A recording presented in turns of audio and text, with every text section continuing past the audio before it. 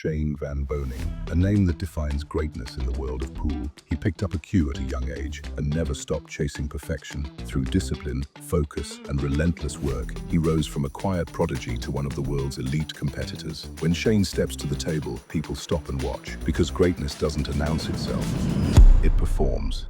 Today's show is brought to you by our sponsors. I am so happy to announce JFlowers and JFlowersQs.com are the title sponsor of this show. They're the fastest growing brand on the market in the last 3 years, and there's a reason for that. They're the highest quality for the money, and you can definitely take that to the bank. Quick story. Once I signed a deal with them, which I did, I've got a 3-year deal, and we'll get into that. Once I signed a deal with them, multiple people were messaging me, asking me how they can get a JFlowers Q and if I have a discount code. And I do have a code. It's Freezer if you go to jflowersqs.com. But anyway, so I messaged the owner pair, who are great people, the owner and the people that run the company, unbelievable people, stand behind what they say, what they do, and what they build. And I said, hey, do you think I could get some discounts to the code for some of these clients that want to buy Qs? And he said, man, these things are priced so correctly that we don't really have any room to do that. And he's being sincere about that. After extensive R&D in manufacturing, it's been proven time and time again, and there's videos online about this, that it's the lowest deflection on the market, period. There is nothing that's got less deflection than the JFlowers Q. Do me a favor, guys. Go support jflowersqs.com. At least take a look at the pricing and their selection. It's incredible. The brake Q, okay, it's got a rubber grip. It's unbelievable, this brake Q. It hits so clean. Breaks the balls very, very pure. The jump Q, Jason Shaw, representative of JFlowers, in my opinion, top 3 jump guys on the tour. You've got to check the jump Q out as well. It's also got the rubber grip. And everything comes with extensions. If you'd like it, my Q has a carbon fiber extension. Check them out, guys. jflowersqs.com. And if you order something, tell them the Freezer sent you and use code Freezer. What's going on, everybody? Freezer here from the Boom and Freezer Show. I've got Bobby Hilton with me, and today is a special episode because this guy doesn't like to do podcasts. This guy is not the type of guy to put himself out there. Everybody knows him as Captain America, the South Dakota Kid. I want to welcome a good friend of mine, kind of a fishing partner. I mean, it's not even close. Shane Van Boening. Oh my God. What's up, dude? What's up? What's going on, Shane? Welcome to the Boom and Freezer Show, man. I'm so happy to have you on, one of the greatest players that ever lived, and we're super excited to have you on. Yeah, I'm happy to be here. Yeah, thank you, dude. I appreciate it. Shout out to Q-Tech for letting you on as well. The very first question that I have, and you have to be honest with this answer, and I know you so well that I know when you're not telling the full truth. So the very first question is, which do you love more? Is it fishing or is it pool? Now think about this question before you answer it, because you are on the block. Well, okay, so the honest question is, I like fishing more because, it's fun. Yeah.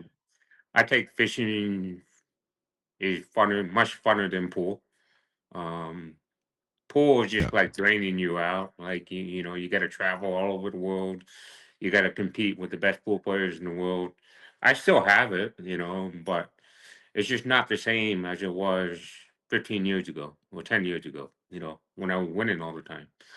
But, and the reason is just because the reality is that you're getting older. Everybody's getting older. You're not getting younger anymore.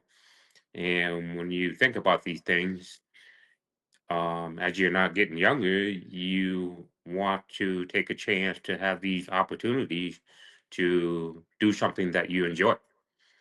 So, but I still like pool. I still like competing.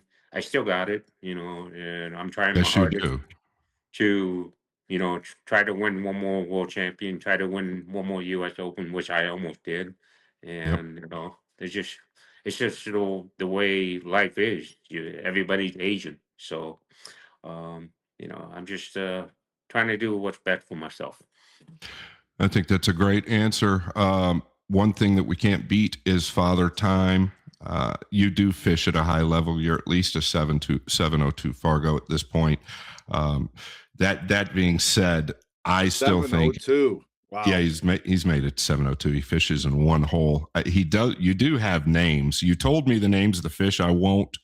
Do you want to name some of the fish that you just caught a 40-inch the other day? Do you have his name? No. I mean, Okay, we'll I'm talk just about happy them. that I caught a 40-incher. That was a great day, to be Yeah, honest. yeah. So It's got a beautiful lake. Lake Pactola is the lake. I've fished on it with Shane. It's absolutely gorgeous. It really is. Talking about that a little bit, obviously the competition's a little bit tougher now. I still think you are top 3 players in the world. I think that you're probably still the best tournament player in the world currently. So I think you've got some years left. Obviously, I kind of know how tough it is to get to the finals of another U.S. Open or get to the finals of a world championship. Just to be able to put yourself in those positions is unbelievable, right? Let me ask, we're already getting off track, but were you, when you played in the finals with Federer at the U.S. Open 2 years ago? I was calling that event. How hard was it to keep the demons from creeping into your mind prior to the match and maybe even at the beginning of it? How hard was it to keep those negative demons creeping into your mind that you've got a chance to win your 6th it's title? just not the. I don't think it's really the demon. I think it's just the fact that you're seeing that there's so much competition nowadays. There's so many great players from all over the world. I mean, just you can give a handful of players like Federer, Filler, Shaw, Right. But my all the question Asian is players. this. It's My just question is becoming this. more difficult. Like this, Right. But my question is this. Did you have any thoughts like that you didn't want getting into your mind before you played the finals with Federer No, at the US absolutely Open? not, because I was beating everybody. I beat Filler in the what was it, the quarterfinals or semifinals, I believe. Yes, quarters, I I was think. ready. Like I was born ready. You know, it's just the fact is that when I played Federer in the finals, I got a couple bad rolls, and that's Yeah, cool. Yeah. I absolutely. didn't let that get into me. It's just the way it is. You know, but I was happy that I made it to the finals. I made it to the Of finals course. U.S. Open 6 times. Nobody's ever done that. Yeah. So It's you've made true. it to the finals 6 times. You've won 5 of the 6. Yeah, yeah. It's I mean, you incredible. looking back in the history. Earl been in the final 5 times. Efren been in the final 4 times in a row and only won once. Yeah. Back to Yes. history. I mean, that's just incredible that Efren back in the day was beating everybody. He got in the final 4 times in a row. And That's won one of them. that's tough to beat. So Yeah, that's incredible. Bobby, what do Yeah. you got? Yeah. What Scott was saying, I'm gonna say the same thing. Like, but at that no thought, no time did you think, okay, this is a huge match for me. Like, you obviously played world championships, Mosconi MVP, but to win one more U.S. Open, it didn't creep into your mind at all at that point. I mean, like I said, I can only do what I can do, and I have zero regrets. I tried Absolutely. my hardest. Nice, good. I crashed my ass off. I have no regrets. Yeah. Now, what about right before that, you played Federer for that big money match, and you were down. You came back and you took it down. Did that I already play? told everybody, me and Federer, we were playing that match, and we played for 3 days straight. And I was like, yeah, me and Federer are going to be in the final of the U.S. Open because we're Well, in dead stroke. I We commentated that. are in perfect dead I, stroke. I commentated that match, and you guys, I was worn out. I know you guys were worn out after that match, and Oh yeah, I mean, I can see in Federer's mind and his mental. He's just worn out. Like, and I had him beat, but I barely won the match. And that was a great match. That was spectacular, and that was one of the best matches I ever played.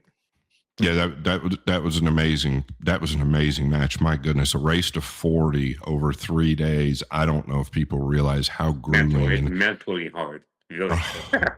yeah, Yeah. very mentally tough. Yeah, Very mentally tough.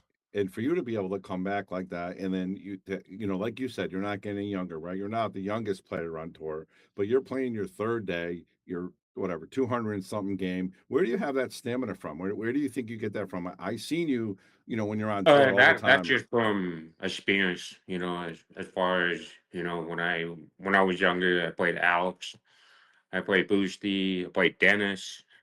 That's all from experience, and Chang. I did a few times where I played for 3 days straight, and I wasn't even tired, because I just wanted to play pool, and I'm really trying the hardest I can do, and that's all from a past experience.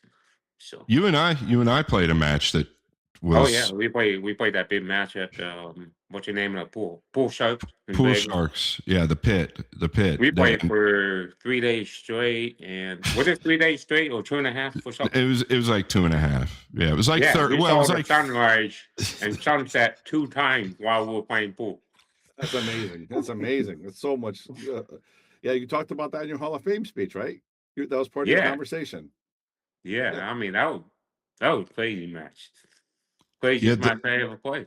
I They, think. they, yeah, they said we didn't miss a ball. There was hundreds of people watching up around the top of that pit. And I loved that pit. I won a lot of money in that pit. But they said Only we didn't miss a problem with that ball. place is it was so smoky Yeah, and it was so yeah. It dirty. was. Our face was so freaking dirty from chalk. Like, Yeah. We had chalk all over our faces. I think I had my shoes off. And at the end, both of our money guys, but I was betting my own money. I clearly remember this, but somebody that was betting on me and your guy came down in the pit and said, "Listen, you two need to quit or you're going to die." I know that was true. I I remember I felt a collapse in the chair, and I had a pizza. I had to take a bite of a pizza. I had to get something to eat, and I just collapsed in the chair. And you looked over to me and said, "Are you okay, bud?" And I said, "Yeah, I need to get some sleep." And yeah, if we played for probably another 6 hours, I think somebody would have gone to the hospital or something. But Well, it's happened before when I've Yeah. played somebody that they've gone to the hospital from playing too long. And, Erica just kept giving me a piece of pizza and some water. And I kept eating just one little bite of that pizza. But they said we didn't miss a ball for 12 hours or something like that. They said we did not miss a single ball for like 12 hours. yeah, we really we didn't make any mistakes really. I mean, we played the best one Yeah. pocket match ever. I think I played some Probably. crazy ass shots on you though. Yeah, you had to. You had to, and it was driving me It was driving me nuts because the pockets were pretty forgiving. So I had to find ways to keep you down, and it was almost impossible. It's impossible to. This is something that I can't get through to the people. Right? I still think Shane has always been a top 3 one pocket player in the world. He's not Yeah, going to say that. after that day, I became a better one pocket player and started winning tournaments. If it Yeah. wasn't for you, I wouldn't want all Wow. those Derby City titles. I think you had won your second Derby one pocket right before we started playing, though. Like I think you had I can't already. really remember, but it I was can. I was yeah. asking myself, how am I giving this guy a ball after he just won back-to-back Derby one pockets? And that's what I Okay. asked. I kept asking myself that. I'm like, what the heck is going on? And then you just never miss. But you've always been that way. Your cue ball is so good. You've got so much power. You're just, in my opinion, Bobby. In my opinion, and I think a lot of people will echo this. In my opinion, Shane's the best pool player to ever live. To our current date, I don't know. There is nobody that's got more titles than Shane. There's nobody that's worked harder than Shane. And there's nobody still working as hard as Shane. Yeah, of course he goes I still fishing. got it. Oh, yes, Just you wait do. until 2026. I'm going back into the gym, and then I'm gonna go into the full ride for the whole schedule for the whole year. Yeah, I want So to touch base on this. Like a lot of people may not know how hard you work, Shane. Me, I'm lucky enough to travel and see you on tour, right? And a lot of these young kids, when they play a match, they go right home or take a nap or do whatever. you go practice. You seem to be practicing. You have that stamina, but you also have that, like Scott said, the hardest working guy. There, nobody's going to outwork you. Have you always been like that, or is that something you just started doing as you got later on, or have you always been like that? I think I show signs of autism, Autism. because you know, I could be autistic, because the reason is because I'm a perfectionist. When I'm on the pool table, I'm extremely a perfectionist. So I'll do this shot 100 times all day, or maybe 1,000 times. I don't even know. But Wow. a lot of times when I'm practicing, I don't even know what time it is. It's so ironic that you say autism. In the last show, I support autism. I have friends and family that have it, and I wear a watch that supports it, and it's all checkered up. And I think you're possibly absolutely correct. I mean, I'm sure you have the traits. I think a lot of elite pool players have those traits. Could be. But Absolutely. the thing is about me is that there's a lot of things that I do, like pool, golf, fishing, archery. Same. I do all these things to be good at. Like, Same I here. will put in so many hours to be good at it, Yeah. and I'm good at all these things. I mean, I love golfing, and I will practice 6 hours a day just to get good. What do you shoot playing golf? What's your average score? Your handicap. When I was younger in high school, I used to shoot in the 70s a lot. Really? Wow, that's really good. Yeah. So since I pick up pool after that, then now I'm shooting in the high 70s, low 80s, and I'm trying to get back into it because I like the game, but I like fishing more now. And when I go fishing, I'm fishing 8 to 10 hours a day. How long have you been? Do you remember? I'm going to bring this up. You and I have known each other forever. Um, I don't know how long it's been. I'm so terrible with time. But I remember you and I talking on the phone, whether we were texting or talking on the phone, and I was pushing you to start fishing more.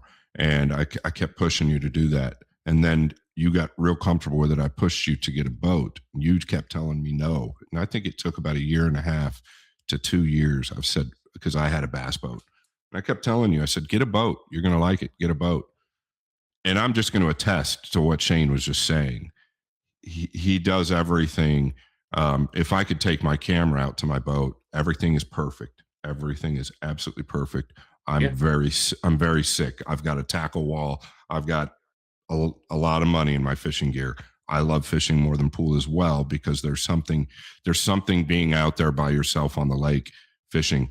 But I guess my point there is that once Shane finds something that he likes to do, he enjoys it, he's going to do it to the best of his ability, or he's not going to do it at all.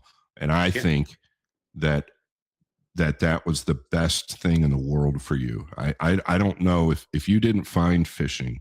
I personally feel that I think if I didn't find fishing, I think I would have gone crazy playing pool. I agree. I How did you? agree. How I did you need find some fishing? I need some balance in my life. So that's So I'll fishing tell is you, what it is. Bobby, I'll tell you how he found Yeah. fishing. How did I you find pushed fishing? him years ago, and I don't know how long ago it was. He might admit it. I told you off the camera he might not, but I pushed him and pushed him. I said, "Listen, you're going to love this. It's perfect for you. You don't need anybody with you. This is something you can do and enjoy. You're going to get good at it in your area, because the way he fishes up there is completely different than the way I fish here, and Yeah. that's just the way it is. Your Yeah. areas Your are different going to be areas. completely different. Your applications are going to be different. Your disciplines are going to be different. Everything is just different. You're But it's both lake still fishing, though, right? You're both lake fishing, exactly, right? exactly. It's Yeah. still the same, right? You're still freshwater fishing, and you're still trying to catch the biggest fish in the lake. Yeah. And That's what I always wanted to do. I'm always focusing on catching the biggest fish in the lake. That's it. so, I so don't even want to go out catching small fish. I'll I'm take a going little after the credit. giants. I'll take a little credit in pushing him to learn how to pushing him to start fishing. Yes, Yeah, I so I'm gonna certainly tell will. you the story. So I met this guy Curtis from Colorado back in, I think it was about 8 years ago, but I'd known him longer before that. But I came into Fort Collins, Colorado at the pool room called Matchups. And Mike Helmer is the owner of the pool room. I don't know if you know the guy named Mike Oh Helmer. yeah, yeah, I know Mike. Yes. So, and then Curtis was there. And that's when I become friends with Curtis. And he's like showing me all these fish photos and, what he does, ice fishing. I'm like, yeah, I want to go try it. So he took me up to the mountains, 12,000 feet up in the mountain, and there's this lake called Chambers Lake. And I couldn't believe it. When I first got there, I couldn't believe it to my own eyes, right? The only way to get in that lake, you have to take a snowmobile, and you take the snowmobile with your ice fishing stuff and your sled and everything. You got to drag it on the lake. And when we got there, we were going down this hill. It was probably about 200 feet down the slope onto the lake, and we drive on the lake. And I'm like, what in the hell? And Where's we he started taking me? fishing, and Curtis caught the big giant Lakers, probably about, yeah, it wasn't really giant, but it was probably about 36 inches long. But it was a good sized fish. And I just fell in love with it after that. Are you gonna hold on though? Are you gonna sit here because I think I can go back to text messages? Are you gonna sit here and say that I didn't push you to start fishing? So after that, that's when you came to South Dakota and we started fishing No, no, together. no, no, no. Way before that, I was texting you and showing you what I do. No, I no, said, no. It was after how Curtis. long have you been fishing? I started fishing when I was 7 years old. But I was talking about getting you the boat, pushing you to get the boat. Do you not remember? I kept telling you, I said, Shane, stop fishing from the bank. You need to get a boat. You need to get a boat. Yeah, You're like, yeah. I don't get a It was boat. around the same time. Oh, this So was years it was ago. it I was think it was you more like 12 basically. years ago. No, no, no. It was basically you and Curtis at the same time to talk me into Okay. like But how long Yeah. ago was that? about 7 to 8 years ago. Boy, it seems longer than that. Yeah. Really seems longer than that. So now you're fishing. How much has that affected your pool career? Have you practiced less because you're playing more fishing? But you said it's psychologically it's better for you, right? You're definitely I better. think it helps him for sure. Well, like I It said, saved I him. needed some balance in my life. Like this is a great balance. Just taking a boat and just go into the lake and then just enjoy yourself. So, and then after that, get back on the pool table and you're ready to go. Like you're all fresh. I want to hit some balls. I went to go hit balls at the pool room last night. I played straight pool, and I was trying to run over 100, and I came short. But I'm just like I said, it's just a balance that you need, that everyone needs. I've seen some players out there like Joshua Phillip, and I saw him hitting balls in Valley, right? And he's hitting balls after the tournament. He's already beaten out of the tournament, and he's in the lobby at the hotel, and there was a couple pool tables sitting in the lobby, and I looked over and I see Joshua Phillip hitting balls, and I went over and talked to him for a little bit. I said, "Why are you guys hitting balls?" And he said, "Oh, I just want to play pool." I said, "Yeah, you guys ever have any hobbies?" He's like, "No." That's all he does. He just plays pool every single day. Yeah. It won't last forever. You know that. I know Yeah, that. I used to do that. I mean, Of course, same here. Well, I'm 50. we just had Aloysius Yap on and Moritz Newhausen, and they both kind of said the same thing that you just said. We asked them what they do outside a pool. They had nothing. They don't really do much. They're I literally that's amazing. But Shane didn't either when he was their Right. age. Yes, Right. exactly. I didn't either. I don't know Yeah, anybody that absolutely. played more than me when Shane and I were battling. And absolutely Shane and I not. used 100%. to butt heads on the bar table. Shane and I I played on the mean, bar table multiple times. all Even. these players, they're doing these things to do whatever it makes them happy. Absolutely. I Yes. can see in his face, especially Josh Filler, he loved to play pool, and he's a perfectionist, and I can see in his face he's very hungry, and the reason why he's this way now because he's young. Just wait until he gets older, maybe it's gonna change. Right. Your body and your mind's going to tell you Yeah. what to do. Your body and your Yeah. mind will tell you what to do. This break is brought to you by our sponsors. It's Hilltop Promotions. That's right. Hilltop Promotions. Know the name, Hear it out. Hilltop Promotions. It's Steven Tucker and Joe Furtado. These guys are bringing back the 80s, 90s, all the way to the present. They are from Anderson, South Carolina, and they have built a one-on-one venue unlike any other. What their idea is to start out is they're going to take two players, let's say from the 90s, like Tommy Kennedy and Johnny Archer in the finals of the U.S. Open. Tommy Kennedy won that match, right? It was one of the most talked about U.S. Open events of all time. They're still talking about that event. They want to take two players like that and throw them in a ring head to head and let them battle it out for big, big money. And I think that this format is absolutely insane. Guaranteed 10,000 for first place, and the winner continues forward. Okay, and that's where it's really key. Second place, or if you don't win, you're guaranteed 5,000, all expenses paid. These guys are for real, no joke. It's going to happen. They've already got the venue done, and it is incredible. It's Hilltop Promotions, Steven Tucker and Joe Furtado. They're looking to bring back the 90s, okay? All the way to the future. They're going to have elite players from this generation, from the past.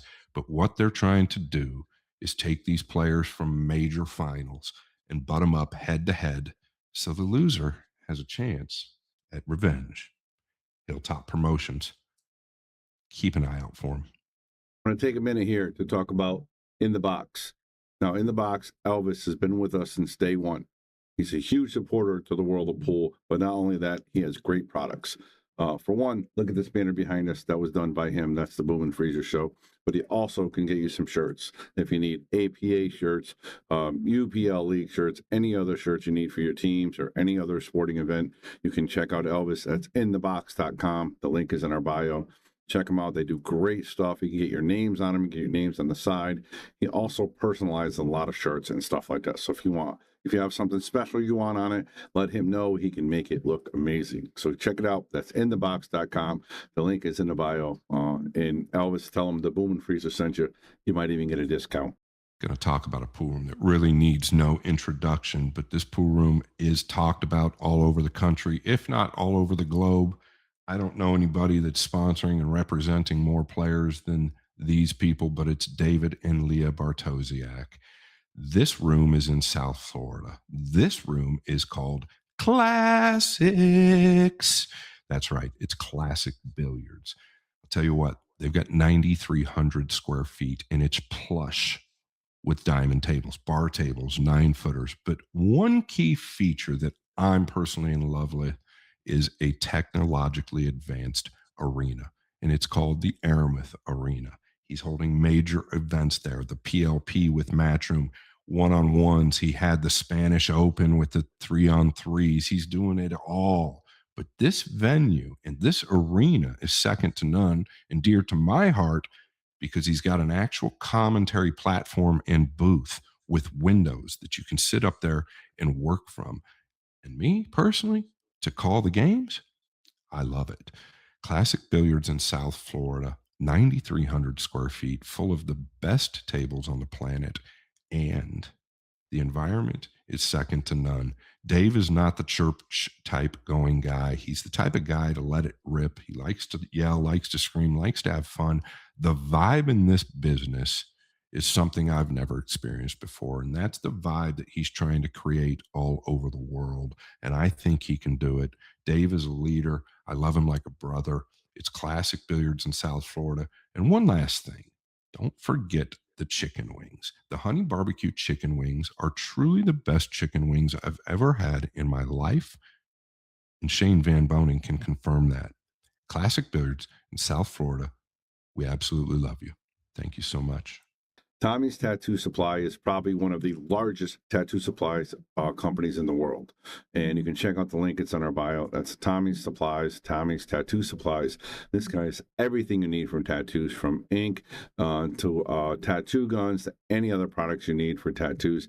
He's got this great color ink as well. You got to check it out. That's Tommy's Supplies. I'm telling you, he's an awesome dude. But not only that, he's very smart.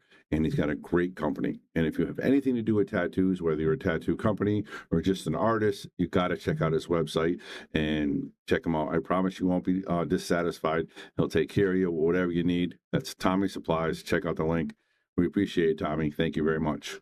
Now, back to the show. How old were you? I ended up betting on you. And it's not really about the match. It's not really about you playing CJ. But this was your first appearance at the Derby City Classic. It was at the old venue. And I believe you got CJ to give you the 8, or we got CJ to give you the 8, CJ Wiley. Yep. How old were you then? Can you remember this? I was 23. You were 23. Okay, so this was about 20 years ago, right? Yep. Yeah. Okay. It's a I little remember late. because I was playing Gabe Owens that night, and I just finished the match. I don't know if I played Gabe Owens after CJ or before, but yeah, I played a few players like Charlie Williams, Gabe Owens, CJ Wiley, and then the next. Oh, I could be 22 actually, and then 23 is when I played Darren Appleton, Alex Pegalion, and it's just around the IPT. Okay. Is that the year that you started taking it real serious? Like, I'm going to be a top professional 22, or was it a little Well, bit this is before a that? learning experience. This is all a learning experience. This is when I was playing. This is when I was gambling with everybody. This is when I had players that wanted to play me. Now I can't even get that anymore. Well, what I think what he was getting at there, same question I kind of have is 22, 23 is a little bit late nowadays, right? Nowadays, even in our era, it was a little bit late. What did you do all the way up to that point? Were you bar table player? You were playing? Were you actually? You were. I know you were involved with your family playing pool leagues and things like that. Were you more involved in in that stuff before you kind of came out at 22, So when I was 23? 21 and 22, I went on the road with my uncle Mike. Okay. And he had a camper. And that's the first time that we went to, I believe I was 21.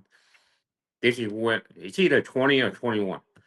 That me and my uncle, we took a camper and we drove straight to Texas, Dallas, Texas, at CJ Wiley's place. I can't remember the name of the place. CJ's place? CJ's in Dallas. CJ's. I believe it was CJ's. Yeah. So the first person that I seen walking into that pool room was Roger Griffiths. Oh yeah, I played Roger here in Phoenix for 2 days straight. We played 50 a game, 9 ball. So, and then I kind of broke even with him. He was just, I think he was just trying to, being like a sandbagger, and he's like trying to take my money, and, he was just loosening up a little bit and, letting me win a few games. And then he was trying to jack up the bet to 100 a game. He was a great player. Yeah. He was a great player. Yeah. But, and then I was trying my hardest to beat him, playing him 50 a game. We broke even. And then after that, after Dallas, I played a guy named Chen. He's from Taiwan. He was a good player he used to live in Dallas. I don't know where he's at now, but I played him for about a whole week or two and playing $500,000 sets. And then there was a few other players in Dallas that I played. And then after that, we went to Tennessee. I played John Hennessy. I played Bobby Pickle. That's when I kind of first met you in Nashville, Tennessee. Yeah, where I played Hennessy. Hanging out more. Yeah. And I remember watching you playing John Hennessy a big set for like 3,000 or 4,000. Remember that diamond table? Yeah, I think I beat him. I beat him 2 sets that time. Yeah.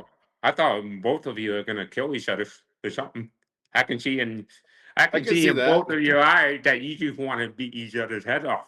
Like, well, at least one side of that is very true. And I sat there and I watched the whole match. I was like, these two players are animals.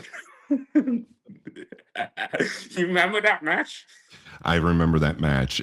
I mean, that was fun to watch, to be honest. Yeah, yeah, I remember that match. He flipped a coin and played another set, and yeah. And then I played Bobby Pickle. I I played John Hennessy a lot in Tennessee, and stayed in Tennessee for like probably about 2 or 3 months with my uncle, and then we went to Carolina, and I played Tony Watson. Tony Watson robbed me. T-Dub. Yeah, another good player. He Yeah. literally robbed me. He He played had the a best gear. ball. He had a gear. Yeah. Oh my God. He hit a gear. We played for 10,000 in Carolina. At some pool, I can't remember where it was at, but he broke the 9 ball, broke him, ran out. He hit a high gear, and he took all my money. So Bobby's got a couple of really good questions, but I want to get back to this really quick. What did you do before the road? Did you just stay in Sioux Falls and work on your game? Did you play league pool? I know you were more So apt. after, are you talking about the road trip before my uncle? Yeah, before you came out, before you started to go on the so road trip, what did I you do? graduated from high school. I went to college for 1 year, and then I started playing the tournaments. There were the casino tournaments in Minnesota, Iowa, and that's when I became friends with Big Nasty Chap Holman. Good friend of mine. And Yeah. he took me on the road to Minnesota. We played a lot of people in Minnesota. I beat them all, and then went to Iowa and played some casino tournaments. I was making money in Sioux Falls, South Dakota, How and old just were traveling you? all over the Midwest and just playing like guys like Jesse Bowman, Derek McMaster, Jamie Paluta from Minnesota, Oh all these yeah. top bar table players. Roy Henderson, Mark Olsflager. I played them all. Gosh, you remember all those names. I remember Mark. How old were you? Were you 3 years old or 6 years old when you picked up a cue? 2 years old. 2. Of course, Yep. I wasn't right. 2 years old. Okay. 2.5 years old. That's great. Just say 3. Just say 3. Just humble me. He doesn't But like anyway. to agree with you too So, much. No, he never agrees. He doesn't my- agree with me on camera or in front of people, but behind the scenes, he agrees with me.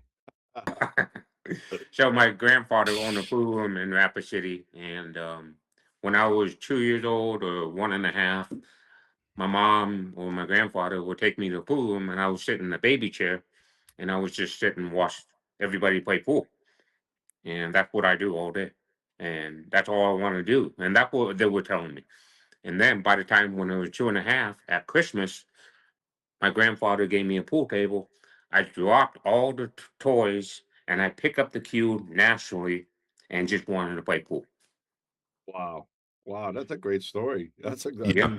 it's like you had a calling, right? So Bobby, I got one more thing I gotta it's mention. all Since he's good. talking about self-taught. Listen, Jeremy Jones and I talk about it. Carl Boys and I talk about it. I talk about it when we're covering your matches, and you're a joy to watch. But one thing we do not recommend is people stopping the Q-tip on impact. You stop, and I don't even know if you know this, but you stop the Q-tip on impact. Anybody that really tries that, now, if you're conscious and you're trying to stop the cue on impact, it's disaster typically. How do you gain so much power? And do you know where you started stopping the cue on impact of the cue ball? I don't know if it's necessarily stopping on the impact. I think the cue do. goes through the cue ball and stop. No. I think Austin, insert a few power shots from Shane Van Boening, please, right here. that's funny because I saw a video of me on social media. It was a draw shot, and it was a slow motion draw shot of how I hit the shot and how I gripped the cue. Yep. So I look at the video very closely, and this is the first time I ever see myself in video watching this, and it was pretty cool. And basically, if I'm gonna do a string draw shot, I'm snapping my wrist.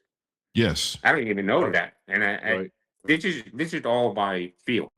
Yeah, self-taught, like you said. You Because learned it by yourself. I've done it 100,000 times. Yeah. Yes, and Everything's that's the built. difference. That's the difference, right? I just want for people out there, and I know the shot you're talking about is from the corner when you're drawing that ball out of the corner all the way back up to the top rail, right?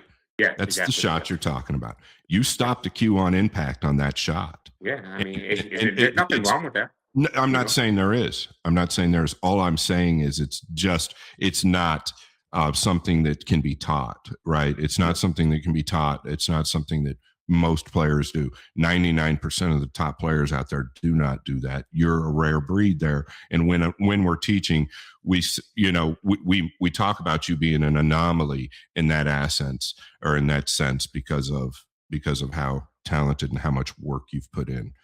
it works. I mean, it's just the same thing as golf. Everybody has. Sure. I don't know if I say it correctly. Everybody has different fundamentals. But 99% of the top players do not have different fundamentals. Okay, so it's the same fundamental, but they have a different style of playing golf. Yeah, sure. No, I'm not disagreeing with that. All I'm Well, saying is when you're delivering the cue, you don't see any great players that stop the Q-tip on impact. You are yeah, an anomaly. You're just a rare breed there because it's not anything wrong with it. Obviously, I've yeah. called you the best Obviously. player in the world. I've called Well, you the I best mean, player if to you ever look live. at Earl Strickland and you look at Efren and you look at Boosty and you look at mine, They Yeah. all and you follow look at through. Joshua Filler, you look at Federer, They we all all follow have a through. different style. The different style, but your cue action their cue action is all the same through the cue ball. Yeah. That's all I'm talking about. That's all I'm talking about. Yeah, Yep. their pace around the table's all different. Their movements are different. Their cue speeds are different, but their final deliveries are all very similar. Yours is a little different.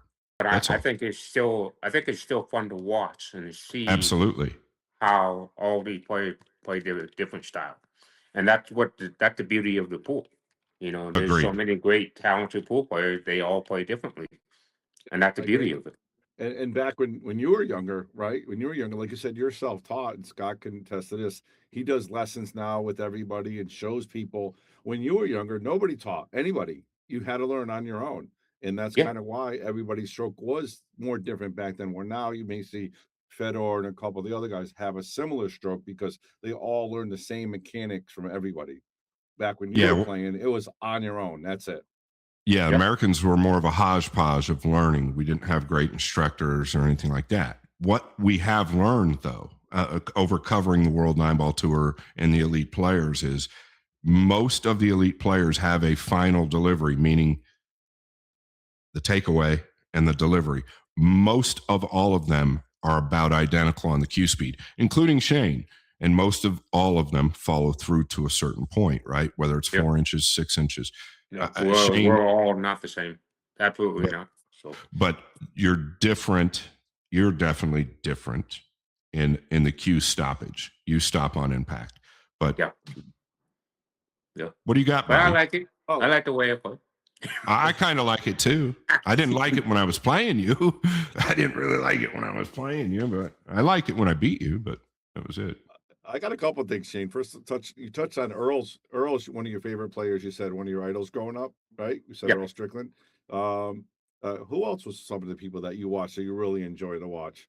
And also, who's one of the people? Answer that one first. Who did you watch?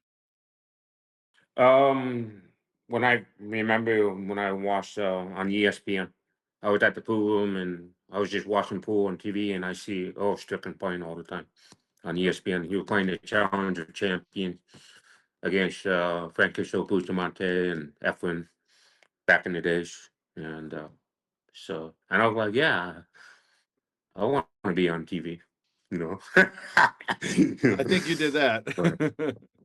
But we don't show pool on ESPN anymore. You know, it's been a long time. So Yeah, I think there's the a last reason time for the that. pool was on ESPN was in 2015, somewhere on there. So, I'll say it. Credit Don Mackey. I love him, but I don't know him. But yeah, from what I understand, Don Mackey had a lot to do with that. You don't know who that is, Shane. So anyway. All right, let's talk a little bit about for those of you who don't know, Shane wears hearing aids. I myself wear hearing aids too. Shane, I don't know if you're aware of that. yeah, Uh, I noticed it. Yeah. Okay. Do you have Bluetooth? Did they go to your ears as well? Like my phone goes to mine. Do you have that as well? Yeah. Is that that's Yeah. a nice feature, right? Pretty cool. Yeah. Technology.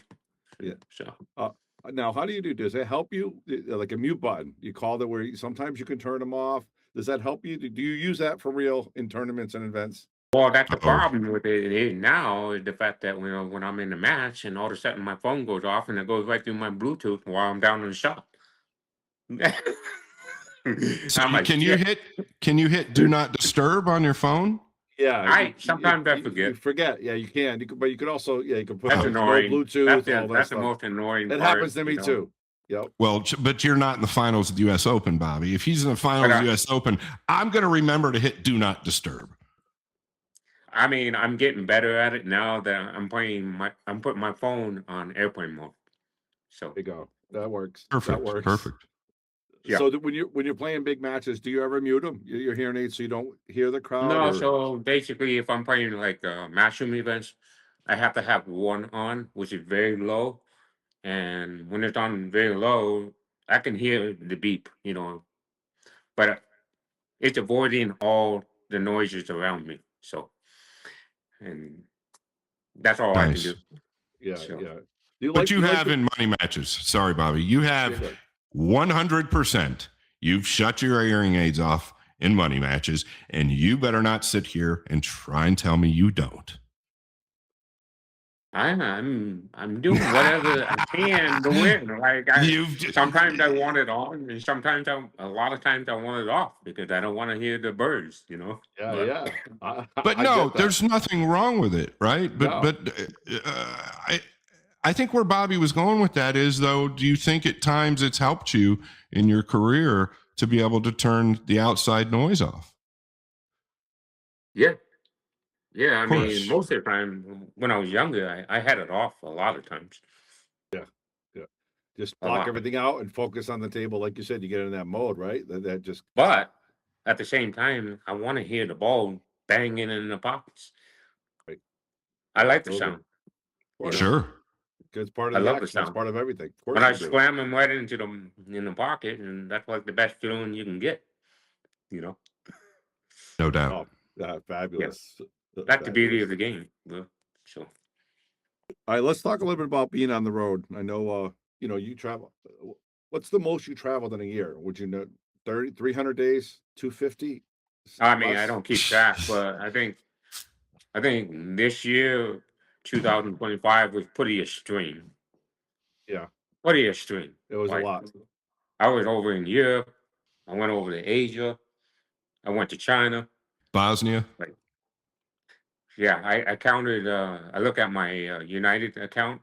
I counted 66 flights, but I have other flights I flew with the other airlines, so I had probably 70 flights this year Wow. alone. It's crazy. Yeah. But what's the hardest part about that? Is that the hardest part about doing your job? Is the travel? And what don't you It's like hard. about it? People don't understand it. It's freaking hard. Yeah, I understand it. they always It's think, a hard lifestyle, man. I'm telling you, it's just I don't know. But Yeah. he does it more than anybody. So, I mean, I understand it. Trust me. I leave for the Philippines here soon. But yeah. But there's something inside of me that just keep it going. Just keep it going. Eventually, I'll We give it love up it. at some point. So Now, when you travel, first thing you do you look like on your phone where the pool hall is? Where am I going to hit some balls? Like, because yeah, that's the sometimes. first thing I do when I'm traveling. I just want to go play pool and go hit some balls. I don't want to go see sightseeing. I'm not there to go sightseeing. I've seen enough of this world. That's spoken like a true pool player right there. You know what I mean? Because that's what it's all about, right? You're there to play. If you're gonna go sightseeing, you're not there to win. Right, you're there to win. You're there to win. That's what you do. You've been probably the most winning pool player in history, as Scott said. Definitely can be considered one of the best of all time, for sure. I think he is. I'm not saying that because he's a friend of mine. I think he is. I was talking to Bustamante in the Philippines just when I was there last time. And I don't know what we were even talking about, but Boosty just came out and said Shane's for Francisco Bustamante, Shane's the best player to ever live, as far as tournaments are concerned. So yeah, no, I can't argue. I mean, he's won everything under the sun. No, it's just unbelievable. Great career and still going. Right? What do you see happen in the future for you? What's your goals? My goal is I'm gonna get back in shape. That's number one. My health, and that's the most important thing. And then I'm gonna push it. I'm gonna push it for the next couple of years. So Get back in shape, kid. I That's just a gonna see what happened. I still got it. I can beat them all. Of yeah, course you of can. course. Nobody wants to play you. Nobody wants to play you. Yeah. I have a question. So think about this answer, Shane, because a lot of young players out there in America we need, and I want you to think about this answer. What advice would you give to the young American player that has the talent to be a great player? I'm not saying to be a world champion, but to be a great player, potentially make Team USA. And let's say they're 20, 21, 22 right now. What advice would you personally give them right now to make their goals in the next 3 to 5 years? What do they have to do? They have to be very self-disciplined. That's number one. And then they have to be motivated, and they have to focus on one thing. It's whether if you have a business or it requires sports or a job, you have to focus on one thing to achieve it. You know what I mean? So, all I can say is you have to work hard, really. There's 1,000 shots on the pool table that you have to work on. You have to be a perfectionist. You have to do this shot 100 times in an hour. You know what I mean? And there's so many things on the table, so many variables on the table that you have to do. And that's Uh, what I did. I locked myself in the basement when I was younger at 22, 23. After when somebody threw the cue ball at me when I was on the road, right? And I said, I'm done. I don't even want to go on the road and hustle people anymore. I quit. So I told my uncle, I'm done. I just want to play pool tournaments. So I went back to Sioux Falls, South Dakota. I got a table at 4-inch pockets, 4 inches. And I'm not joking. I made that table tough. And I Nobody had wanted to be 4-inch the best pockets in the back then. world at that time. So I yeah. made that table 4 inches, and I locked myself in the basement at Lucky's at the pool room in Sioux Falls, South Dakota. I go there every single day. Just Nothing saying. bothered me. How many So how many hours? How many hours a day? At least 10. Wow. the problem nowadays is there's so many distractions for these younger people. There's so many distractions. The number one distraction, Is your and phone. it just bothers me so much. Number one distraction is the freaking phone. Absolutely. Oh, It's Absolutely. unbelievable. I yeah. can't believe some of the elite players or some of the great players that are literally on their phone as they're playing a big match. Every match. It's unbelievable. It's And I tried to unbelievable. tell him, I said, stop being on your phone. You're there to play pool. You're not there to do business on your freaking phone. It is it's a toxic trait that people start to It's develop that unbelievable. They don't get it. really no that they don't. And You gotta avoid, if you're gonna do one thing, if you're gonna focus on one thing, whether it's a job or you go to the gym or you want to do something to be good at, you Yep. got to avoid all the distraction. yes, Yeah. I agree with you. We agree. always a number one When rule. I go to the pool room, I put my phone inside my case and I'm just sitting there playing straight pool. I'm not waiting for my phone to ring or anything like that. I would shut mine off and put it away anytime I had a money match, Crazy. anytime I was training. I, It was just I think that's the biggest thing. That's the biggest problem nowadays. And yes. I see that in a lot in American pool players is the phones, Yep. distraction. I agree. Big distraction. This break is brought to you by our sponsors. Let's talk about NM Billiards. That's NM as Nick Marino Billiards. He has an office in Berlin. It's his home. He also does a lot of cool things. He has a garage where he stores pool tables as well. If you need any kind of table work in the East Coast, give him a call. He can refurbish your table. He can buy your table. He can sell your table. And he can also refelt it. So if you need any work done, check out The link is in our bio.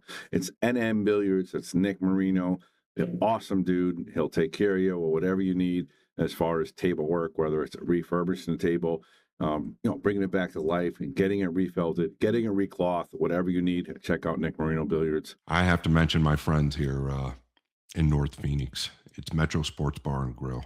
David Lee, the owner, and Alfonso, they do nothing but care for this business. It's got your favorite sporting events. The minute you walk in the front door and look to the left, there is a wall of TVs, has to be upwards of 50 flat screen TVs. They've got the food you want. They've got every sporting event you're looking for. But more importantly for me, they've got 8 9-foot tables, and they're diamonds and they're blue labels. These tables are in such great condition. I don't think there's a table in the country that plays any better than all 8 of these tables. Just keeps them in perfect condition year around. And they know how to keep a table because they play themselves. They've got 9 bar tables. Yes, blue label diamond bar tables, and they do the same for those tables.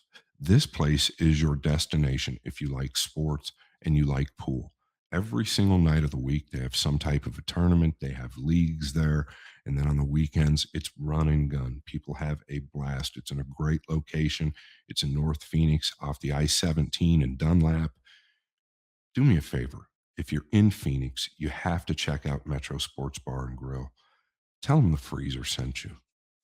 Wayne Harriman, the Sandman, doesn't get better than this guy. Wayne Harriman has been around for a long time supporting this sport and doing so many big things for it. I've seen him sponsor females for ladies events. I've seen him sponsor men that didn't have the money to play an event, whether it's locally or even a couple pro events. Wayne Harriman, the Sandman, has done a lot for pool. So thank you very much, Wayne. We appreciate you, man. I don't think I'm alone when I say that I love an inspirational story. And I'm about to give you one. Manuel Gonzalez Jr. was in the military, ended up going to the Vietnam War, and was tragically injured. Ended up losing his right arm and his right leg, underwent multiple surgeries. When he got out, most people didn't think he would walk, let alone do anything else. And not only did he walk, boy, he walked, but became one of the best pool players in the Denver area where he's from. And when people would come up to him and say, Manuel, sir, how do you do it? He would look directly at them and say, I control the rock. And I think it's pretty awesome. His son, Manuel Gonzalez III, is carrying the torch. He's letting everybody know his father's story, which is fascinating. Go to controltherock.com and check it out. There is a quick video on Manuel's story. You can see this book here and order it if you'd like. There's a jersey just like this and multiple others, which I absolutely love. It's controltherock.com. Manuel Gonzalez Jr. doing big things, carrying the story forward. And I, for myself, absolutely love it. Thank you guys so much. Go to controltherock.com. I want to talk about my man, Andy Gow. He's been with the Boom and Freezer show since day one. Day one. He's also a friend of mine, and he's also a huge supporter to the world of pool. Andy Gow has been with us and also any other platform you can think of, following, sharing, like, share, and subscribe. That's his motto. So, Andy Gow, I just want to say thanks for being a supporter and a sponsor of the Boom and Freezer show. You're the man. Here's somebody and another business that I want to talk about. It's PNW Pool Thing on Facebook. Stands for Pacific Northwest Pool Thing Stream. And it's Jesse Johnson. Jesse Johnson used to live here in Phoenix, and he's built all types of trophies. He's in the lighting business as well. But his love and his passion is pool. It's PNW Pool Thing Stream. Now, something else, I was just touching on lighting. You see that JFlowers sign right there? I'd say it's 2 foot by 5 foot, maybe by 4 foot. Listen, I shopped all over the globe online looking for an LED sign or some type of neon sign. LED's the way to go nowadays. This sign is dimmable. I ended up giving him a call, and in no time, this sign was done, but the price is what shocked me. Okay, I'm not making it up. You have to message PNW Pool Thing on Facebook or Instagram, PNW Pool Thing on Facebook or Instagram. His name is Jesse, and tell them the freezer sent you. Not to mention, go to PNW Pool Thing and check out their stream. It's PNW Pool Thing stream. They're streaming your greatest content every single day. They're known as the best streamers up in the Northwest. PNW, as I said, stands for Pacific Northwest. They're simply known to stream in one of the best venues I've seen. If you go on there, you're going to be hooked. You're going to see the venue, the lighting around the table, the backdrops, everything is to the nines. PNW Pool Thing on Facebook. Thank you, Jesse Johnson, for the support. And keep doing what you're doing. Agape Sober Homes is a nonprofit organization that helps people with addictions, whether it's drug or alcohol, give them a place to live. Suad, a good pool player in his own right, is the head of the organization. And you can check out the link in the bio. It's Agape Sober Homes. And again, what they are doing is they're providing homes and places to live for people that it need, whether it's drugs or alcohol. I know everybody can talk about somebody in their family, if not themselves, that struggled with it. So many people have struggled with it in my lifetime. I've lost friends through addiction. My dad was an alcoholic. I can talk about him now. He passed away, but I remember going to Al-Anon meetings. So the addiction is real. Everybody knows about it. And what Suad is doing is fantastic. So check it out. It's Agape Sober Homes. And if you know somebody that needs help, have them contact him. Maybe he can help them out. Or if you want to volunteer, it's a nonprofit organization that helps people with addictions. Suad, great job. Agape Sober Homes. Check them out in the bio. Now, back to the show. All right, let's talk a little bit about your illustrious career. What is your best win, Shane? Your world title, obviously Mosconi, obviously U.S. Opens. What was your biggest win that made you feel like I did it, or I love this? I think it's back in 2007, U.S. Open. 2007. Yeah, that Who was was in the finals? Who did you play there? Ronnie Alcano in the finals. I beat him 13-10. Yep. Ronnie Alcano was the best player in the world at the time, and I'm just hoping to win the finals. And I had this one guy in my corner every single match, and Chad Pullman, Big Nasty, he called me every single match after I win. He said, who you play next? I said, I don't give a shit. He's like, that's right. You're gonna get up there and you're gonna fucking win or whatever, you know. Shout out to Chad Pullman, Big Nasty. I beat all the Filipinos. I played most of the Filipinos in my draw. I beat them all. I ran 7-packs, 6-packs. Yep. And I remember. This was the one was on the spot at this time? Yeah. Yeah. And I was smashing the breaks, making the corner ball, getting shots and running out. I was the best in the world. That's the time when I had the table down in the basement. I was practicing and I was getting ready for the tournament. 4-inch pockets. Nobody can beat me on that table. Nobody. Do you still have it? That table? Do you still have that table? The time? Orange is it still around? Somebody bought it and I can't remember. It's gone somewhere. I don't know where it's at now. But I mean, like I said, Big Nasty was right in my corner every single match, and then in the finals, he called me right before the finals, and he said, "You're gonna win this fucking tournament, and you just beat him." I said, "I'm ready. I'm ready. Shane, I'm ready." Big Nasty was that guy, though. He was in my corner as well. You know that he would put me in tournaments. He was such a great guy. He was a good friend of mine as well. I learned from him, right? This is the fact about him. He is the biggest guy I have ever seen. I don't know about you, but he was a big guy. Yeah, massive. Yeah, massive guy. What is he? 6'5"? Yeah, probably 450. Wow. 6'5", 450. Monster. 450 pounds. A monster. Yeah. Right? And what I learned about him is that he's the nicest guy, one of the nicest people I've been around. Yeah. And a guy like him, he is never afraid of anything. No fear. Yeah. And that's what I learned about him. If he liked you, you were in really good shape, and he would do the same with me. He called me all the time. He put me in a lot of tournaments. But if he liked you, you had a friend for life.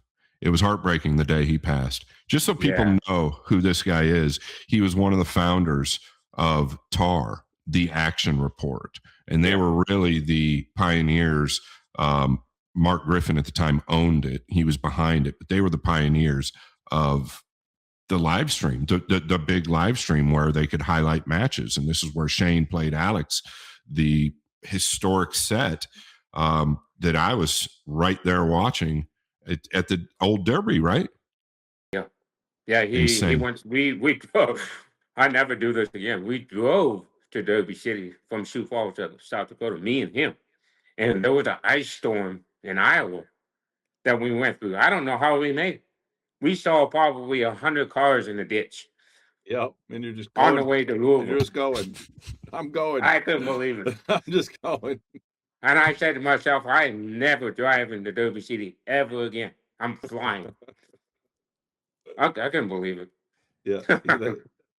Oh, that's crazy. See, All right, you got to win one. You only win one more tournament the rest of your life. One tournament. Which one would it be? Oh gosh. Which I got to Which go one with that the is? World Championship. Yeah. 2022. Yeah. Oh, if you have to win one No, more, if Shane, you only have to win one more. Like if you, And I if think you, what would the you want most, to win? it's pretty obvious, right? listen, No, it's not. It's not. It is to me. It 2022 World is. Champion was good, but 2023 World 8 Ball was No. great. But if you Right. win one more tournament, Shane, what if you win one? If you could just win one more title, what That's it. title would that be? You only World could win 10 one. Ball. You want to win the World World 10 Tempo? Ball. It wouldn't be the Yeah. U.S. Open. Like that's what people would say. I've won that many times. You I don't want to want win the number World 6, 10 Ball. I though? almost won it this year. I know you did. You Alex, took third, right? You took third? Alex Kazakis, he played unbelievable on me. Yeah. I was sweating you. Yeah. It was a big match. I couldn't believe it. He played great. And You remember that we, one, huh? we had to go to a shootout, and both of us shot the shootout like 25 or 26 times. Wow. That That's was crazy. an unbelievable match. Yeah. That's crazy. That's good stuff. I almost won the tournament. If I would have won that tournament,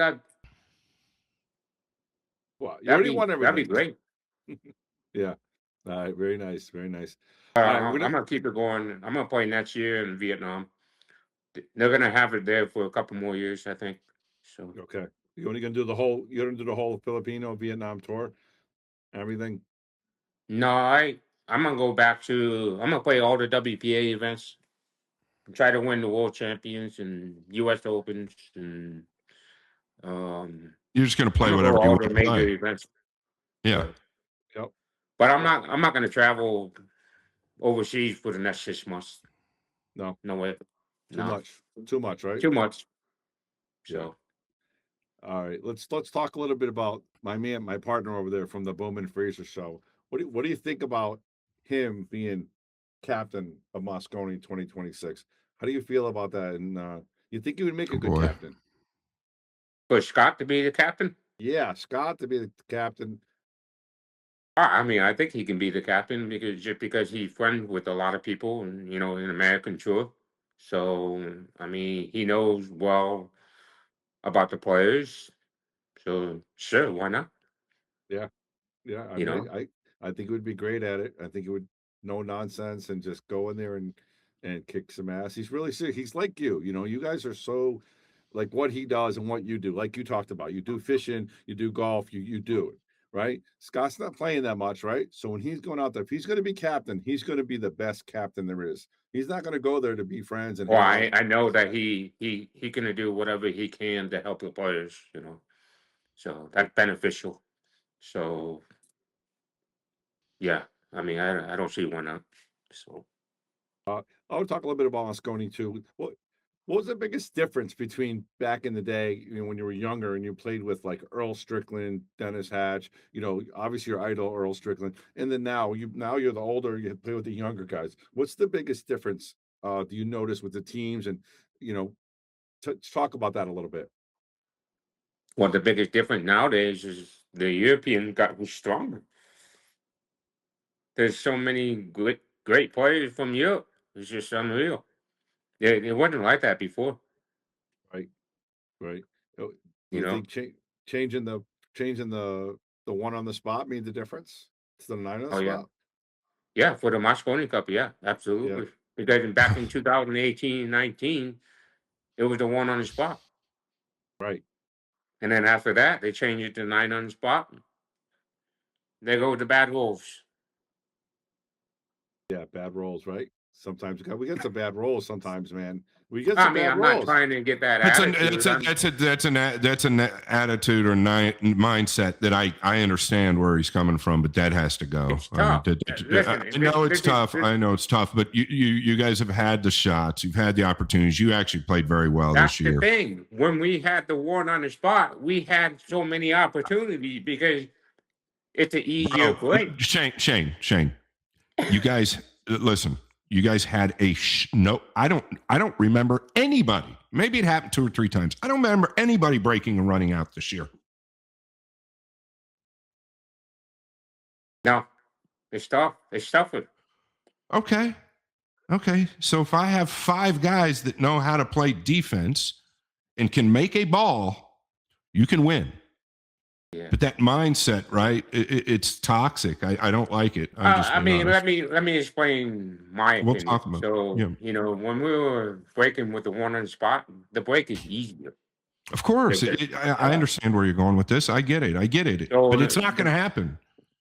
Yeah. So the main thing is, when the break was easier, we didn't have to work on the break as much. We were They just on the practice table working on the shots. We weren't trying to focus on the break. We were have to do focusing the on same the thing. shots. The shot making was important to win the tournament. And that's how we won in 2018-19, and Johan was the captain. We were working on the shot. We weren't Yep. working on the breaks 80% of the freaking time. I understand. Nowadays, we're trying to figure out the break. We're trying to figure out the freaking break. Yep. Well, Everybody's breaking differently. You got Federer who breaking hard. maybe You got let's not Skyler who figure out the breaking. break as much. You got Skyler breaking like a medium speed. You got me breaking like a medium speed. And You go sometimes soft. This year you broke softer. exactly. We're all trying to figure out. My point is, if nobody's breaking and running a lot of racks, then why are we putting so much energy into the break? Why don't we revert back to what we did in 2018 and 2019 and more work on the shots? Because That's what I said. Okay, so maybe that's what needs to happen. Because break is a little overrated. I'm not going to explain it to anybody anymore. That's just you don't have to. The way it's going to go. You don't have to, but that's not it isn't the way it's going to go. But that's the way you think it's going to go. Yeah. But that's not a good mindset.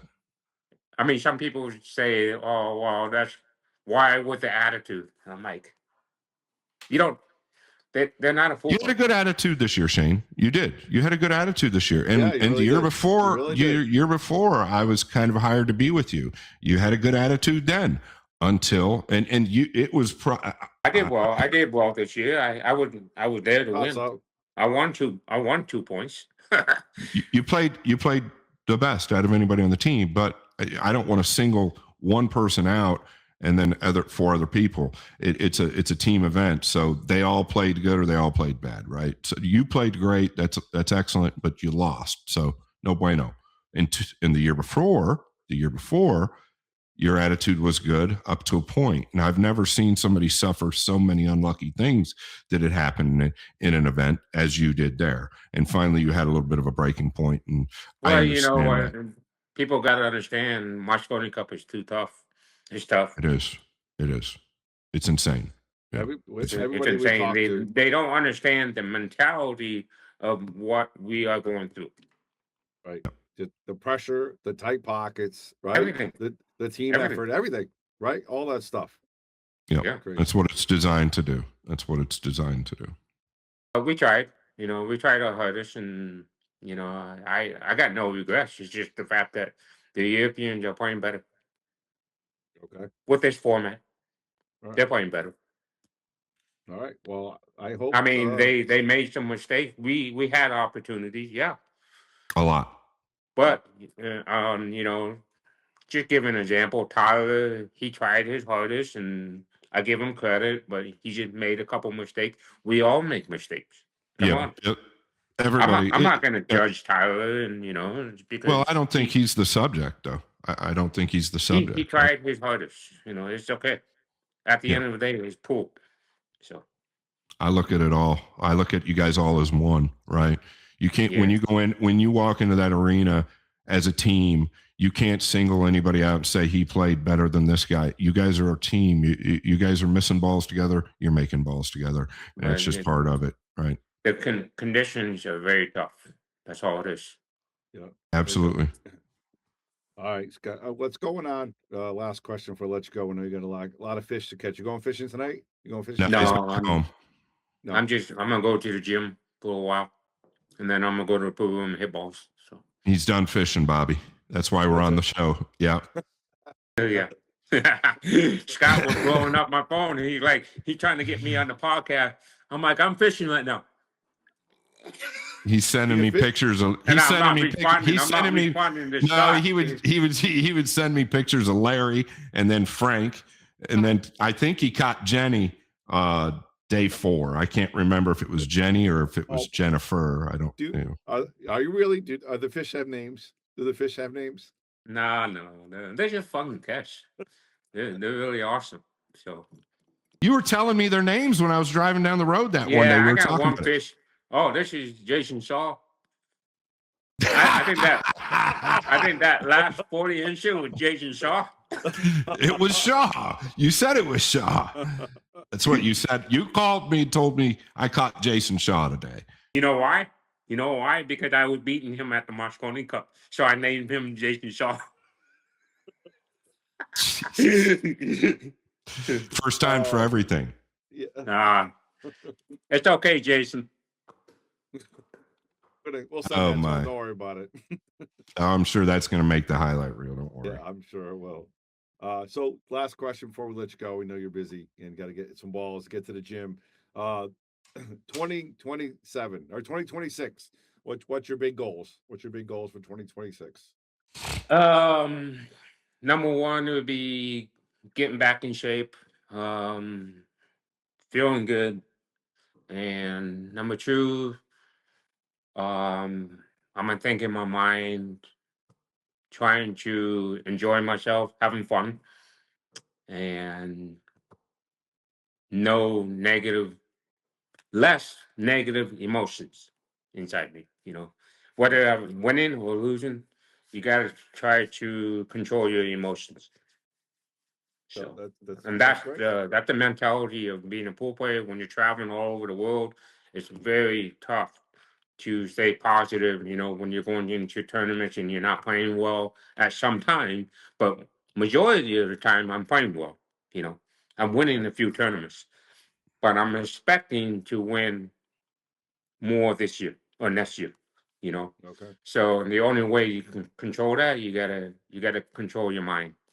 You know, it's all about your mind, and like I said, you have to avoid all the distractions. You have to avoid the negative emotions, and just have fun. Yeah, it's a great answer. And the distractions for the young players is key, right? I know that some people see Federer on his phone when he's playing. Federer can get away with it. Most can't. Skylar maybe can get away with it. Most can't. If you're young and you're looking to improve, put the damn phone up and away. And when you're playing somebody and you're not at the table and you're sitting there, you should be playing from the chair. You should be doing everything everything you can to be involved in that game right then and there. It's tough. It really is. You know, and that's what, like I said before, for American pool players, that's my biggest advice. You need to get rid of your phone. When you go to the pool room, just put it away and just go play pool. That's how it was done a long time ago. All these great pool players. That's They didn't have any phones back in the days. No, we had no phones. It's crazy.